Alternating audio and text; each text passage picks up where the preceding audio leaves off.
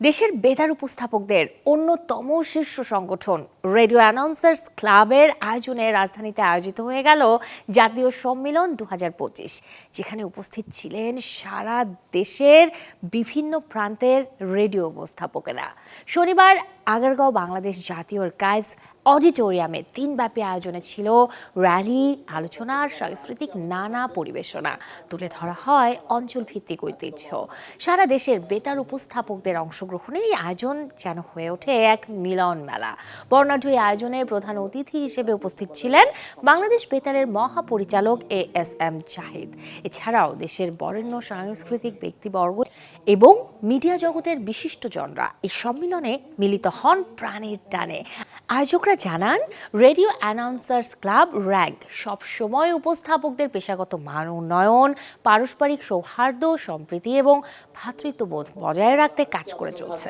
বাংলাদেশের সবচেয়ে গুণীজন এখানে আছেন এবং এরা এতই গুণে মানে এত সমৃদ্ধ যে সেই বাংলাদেশ বেতারের মহাপরিচালক হিসেবে আমি গর্ব অনুভব করি, আমি গর্বিত সত্যিকারের। আমি যে আশাবাদ ব্যক্ত করি যে আমাদের সর্বস্তরের শিল্পীবৃন্দ, কলাকুশলী এখানে যারা আছেন এই বাংলাদেশ বেতারে আমরা এক প্ল্যাটফর্মে কাজ করব এবং ওনারা সামনে থেকে যে নেতৃত্ব দেন, সামনে থেকে যে আমাদের জন্য কাজ করে যান, সেটা অব্যাহত ওনারা রাখবেন। সংগঠনের ব্যাপারে আসলে আমরা 1990 সালে প্রথমে এই সংগঠনটার জন্ম হয় খুলনাতে। সে একটা মহৎ উদ্দেশ্য নিয়ে এই সংগঠনটা সে সময় তৈরি করা হয়েছিল যে গোটা বাংলাদেশের যত বেতার সংশ্লিষ্ট অনুষ্ঠান ঘোষক ঘোষিকা রয়েছেন তারা প্রতি বছরই এক একটা কেন্দ্রে প্রতি বছরই তারা একটা করে সম্মেলন করবেন এবং সম্মিলিতভাবে তারা মিলিত হওয়ার চেষ্টা করবেন অনেকটা সার্চ সিস্টেমে আর কি। যেমন সার্চ যেভাবে যে বছর যাদের দায়িত্ব থাকে তারা সেই কেন্দ্রই তখন প্রধান দায়িত্বটা পালন করে, ওই সিস্টেম ছিল। তেমনিভাবে প্রথমে এটা খুলনায় করে, খুলনার পরে চট্টগ্রাম করে, চট্টগ্রামের পরে সিলেট করে এবং তারপরে আমরা 1994 সালে রংপুরে করি।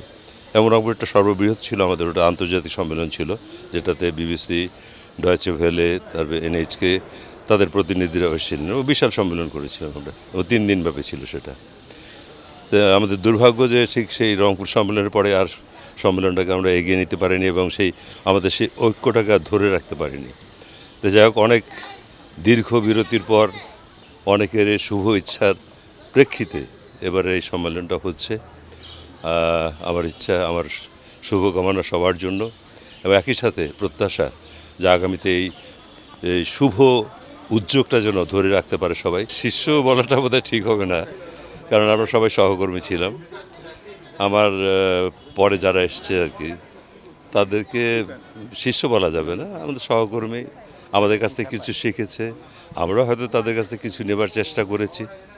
আর দিন বদলের পালায় তো নতুন নতুন অনেক কিছুই আসছে যা আমাদের পুরনোদেরকে শিখতে হচ্ছে। সেগুলো তো তারা সেই বিষয়গুলোতে তারা যতটা পারঙ্গম আমরা কিন্তু ততটা নই। সবসময় তো আমরা চাই যে নবীন প্রবীণ যদি একসঙ্গে আসে একটা মিলন হয় সেটার মধ্যে, তখন প্রবীণের অভিজ্ঞতা আর নবীনরা নতুন পথে যে চলবে সে দিক নির্দেশনা প্রবীণদের কাছ থেকে নিতে পারে। বাংলাদেশ বেতারের যে অনুষ্ঠান ঘোষক যারা অ্যানাউন্সার যাদেরকে বলি, তাদের একটা ক্লাব রয়েছে রেডিও অ্যানাউন্সার্স ক্লাব। সেই ক্লাবটা আমরা গঠন করেছি শুধুমাত্র বাংলাদেশে উপস্থাপনার মান বাড়ানোর জন্য। আমাদের নিজেদের মধ্যে প্রশিক্ষণ থেকে শুরু করে আমরা, এটা কোনো বার্গেনিং এজেন্ট না, কিন্তু এখানে আমরা নিজেদের উৎকর্ষ সাধন করার জন্য আমরা এই ক্লাবটা গঠন করি অনেক দিন আগে। এবং ক্লাবের কার্যক্রম এবং এই ক্লাবের সম্মেলন বিভিন্ন কেন্দ্রে, খুলনা, চট্টগ্রাম এইভাবে ঘুরে এখন আমরা জাতীয় সম্মেলন করছি ঢাকায়।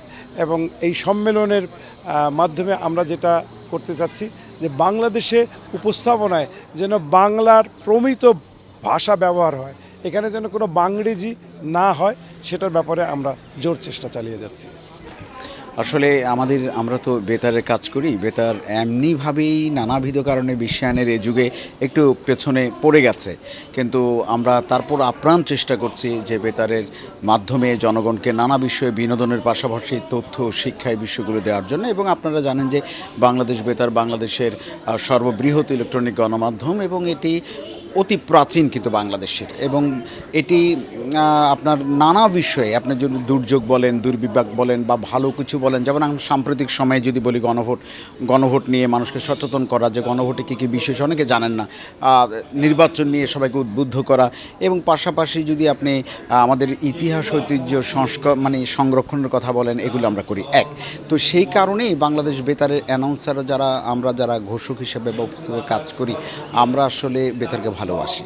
তো অনেক দিন আগে হয়েছে, অনেক দিন পরে আবার হচ্ছে, এবং বাংলাদেশের বিভিন্ন জায়গা থেকে আমাদের যারা সহকর্মী বন্ধুবান্ধব তারা এসছেন।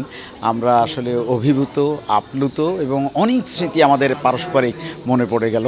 আমরা আসলে আমরা এক কথা বলা যায় আমরা অভিভূত হয়েছি, এবং আমরা এর মধ্য দিয়ে একটি বার্তা দিতে চাই যে আমরা আপনাদের সঙ্গে থাকব, আপনাদের সঙ্গে আছি। এই দিনটির জন্য আমরা অনেক দিন ধরে অপেক্ষা করেছি, এবং দীর্ঘ 3-4 মাসের একটা আমাদের পরিকল্পনা, সেই পরিকল্পনা আজকে বাস্তবায়িত হয়েছে। খুবই ভালো লাগছে সমস্ত কেন্দ্র থেকে যারা এসেছেন, আমাদের সহকর্মীরা, উপস্থাপক স্পেশালি। আমিও তো একজন উপস্থাপক, যখনই তাদেরকে দেখে একসাথে আমার মনটা আসলে ভরে যায়। আসলে এই মুহূর্ত বা এই সময়টা আসলে বলে ভাষায় বোঝানো যাবে না। সত্যিকার অর্থে অনেক ভালো লাগছে, আর আমাদের আয়োজন সফল হয়েছে, এটা আরও বেশি ভালো লাগছে। আমি খুবই অভিভূত। আজকের যে সম্মেলন, এটা রেডিও অ্যানাউন্সার্স ক্লাব র্যাঙ্ক ঢাকার আয়োজনের এই সম্মেলন, এটি বাংলাদেশে প্রথম যে উপস্থাপকরা একসাথে এই সম্মেলনে আমরা একত্রিত হতে পেরেছি। এটি আমাদের জন্য আনন্দের। সারা দেশের উপস্থাপকরা এখানে এসেছেন, এবং তাদেরকে নিয়ে আমাদের ঢাকা র্যাঙ্কের যে আয়োজন, সব কিছু মিলে আমরা মনে করছি যে এই আয়োজনের মধ্যে দিয়ে আমাদের মধ্যে পারস্পরিক সৌহার্দ্য, সম্প্রীতি এবং বন্ধনটা আরও সুদৃঢ় হবে। বাংলাদেশ বেতারের সারা দেশে যত কেন্দ্র আছে, সব কেন্দ্র থেকে প্রতিনিধিরা এসেছেন, উপস্থাপকরা এসেছেন। আমাদের ঢাকার যারা আমরা আছি, আমাদের নতুন যারা এসেছে, নবীনরা তারাও আছেন। আমরা সামনে স্বপ্ন দেখি আমরা সবাই একাত্ম হবার। আমরা সবাই আমাদের কণ্ঠের মাধ্যমে, আমাদের বাংলাদেশ বেতারের মাধ্যমে, বাংলাদেশ বেতার যেমন সবার জন্য সবসময় সবখানে প্রান্তিকে পৌঁছে যায়, সবখানে পৌঁছে যায়, আমরা আমাদের কণ্ঠের মাধ্যমে পৌঁছে যেতে চাই। আমরা ভালো কিছুর সাথে এগিয়ে যেতে চাই। বলবো যে প্রথমবারের মতো একটা আয়োজন করতে পেরেছি আমরা, এবং বাংলাদেশে যতগুলো কেন্দ্র রয়েছে সেখান থেকে শুরু করে আমাদের বাংলাদেশ বেতার ঢাকা কেন্দ্রের র্যাঙ্কের আয়োজনে এটা হতে যাচ্ছে, এবং সব কেন্দ্র থেকে আমাদের অ্যানাউন্সাররা এসছেন, ঘোষকরা এসছেন, এবং আজকে এই যে মহামিলন মেলা বলবো যে সম্মিলন হচ্ছে, অনেক বছর পরে এটা হচ্ছে, এটা নিয়ে আমরা খুবই আনন্দিত, খুবই উত্তেজিত বলতে পারি, উদ্বেলিত হয়ে আছি, এবং ভালো লাগছে যে সবাইকে এতদিন পরে এরকম করে দেখতে পাচ্ছি, কাছাকাছি পাচ্ছি, মত বিনিময় হচ্ছে, শুভেচ্ছা বিনিময় হচ্ছে, পারস্পরিক হার্দিক বিনিময়টা হচ্ছে, যেটা আমাদেরকে খুব আপ্লুত করছে। আজকের দিনটা খুবই উপভোগ্য। এখানে আসলে অগ্রজদের একটা মিলন মেলা, অগ্রজ অনুজদের একটা মিলন মেলা, যেখানে আমরা আসলে যাদের কাছ থেকে শিখবো সেই সব মানুষদেরকে কাছ থেকে অনেক কিছু শিখতে পারছি, জানতে পারছি, এবং আমরা তাদেরকে এটাই শপথ করতে চাই যে তাদের কাছ থেকে শেখা জ্ঞান দিয়ে তাদের স্বপ্নের যে বাংলাদেশ, সেই বাংলাদেশ গড়ে তুলবো, এবং বাংলাদেশ বেতার যে আভিজাত্যের জায়গায় আছে, সারা জীবন সে আভিজাত্যের জায়গা থাকবে। এর জন্য নতুন হিসেবে আমাদের অনেক দায়িত্ব আছে। আশা করছি আমরা আমাদের সততা নিষ্ঠার সাথে বাংলাদেশ বেতারকে তার আভিজাত্যের সর্বোচ্চ শিখরে দেখতে পারবো।